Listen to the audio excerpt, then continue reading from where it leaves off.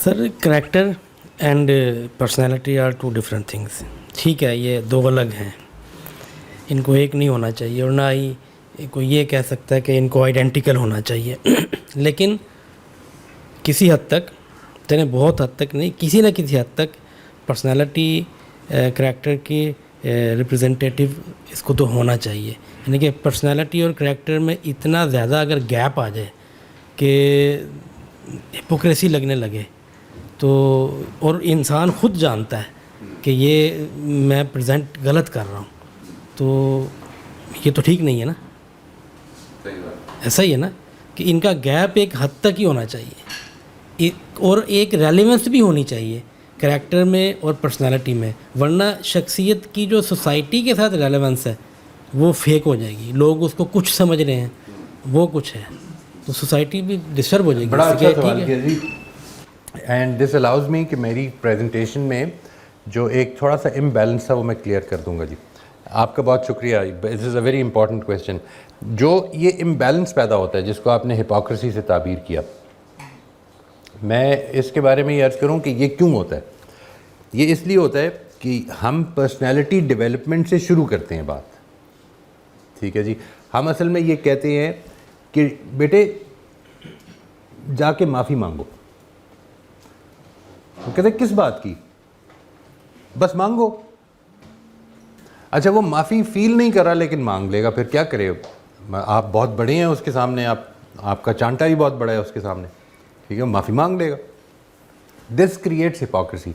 جب یہ بات الٹ ہو جائے, ان سائڈ آؤٹ ہو جائے, تو یہ اس سے ہپوکریسی نہیں پیدا ہوگی, ٹھیک ہے جی. یعنی میں یہ نہیں کہہ رہا ہرگز, آپ کا یہ سوال بڑا امپورٹنٹ ہے, میں ہرگز یہ نہیں کہہ رہا کہ آپ کے دل سے السلام علیکم نکلے اور آپ بولیں نہیں. بولنا جو ہے وہ پرسنالٹی ڈیولپمنٹ ہے, اور فیل کرنا دعا کا یہ کیریکٹر ڈیولپمنٹ ہے. یہ بات سمجھ رہے ہیں آپ؟ یعنی وہ مجھے ڈیولپ کرنا ہے, السلام علیکم بھی کہنا ہے, یہ پرسنالٹی ڈیولپمنٹ میں نظر آنا چاہیے. لیکن جب میں اس کو اگنور کر دیتا ہوں جو باطن ہے, اور ظاہر پر سٹریس کرتا ہوں, تو ہپوکریسی اصل میں ادھر سے پیدا ہو جاتی ہے جی. ادروائز اگر اس کو آپ سیکوینس کو ٹھیک کر لیں, بیلنس کر لیں, یعنی مثال کے طور پر ہم بچوں کو اپنے رول ماڈل سے, جس طرح میں نے ابھی آپ کو مثال دی کہ وہ تھینک یو اور ویلکم کی طرف آنا شروع ہو گیا ہے اس ایج میں, ٹھیک ہے جی نا. یہ جو تھینک یو, اور اسی طرح سے وہ اگر جس طرح وہ گریٹ کرتے ہیں اپنے گھروں میں, اس طرح وہ گریٹ بھی کرنے لگ پڑے گا.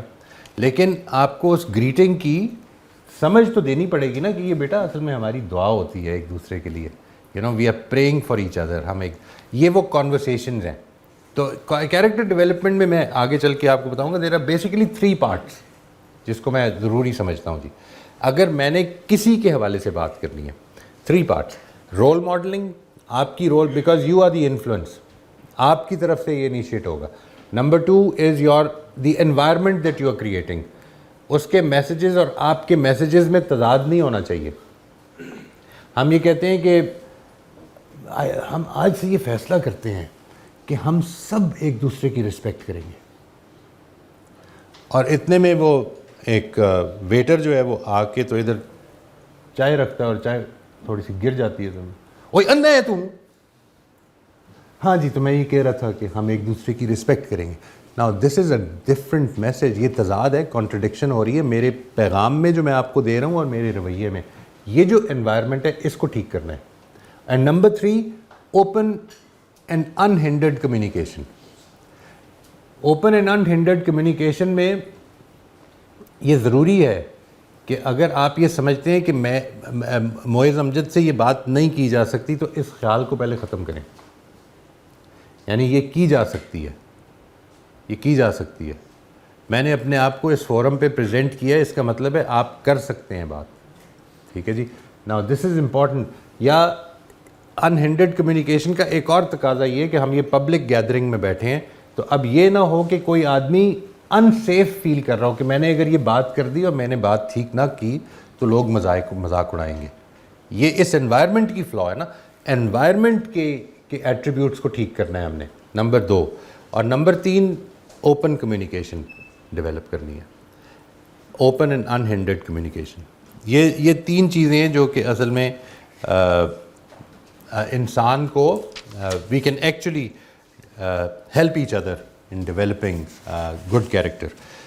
خاص طور پر اگر میں انفلوئنس میں کھڑا ہوں جی,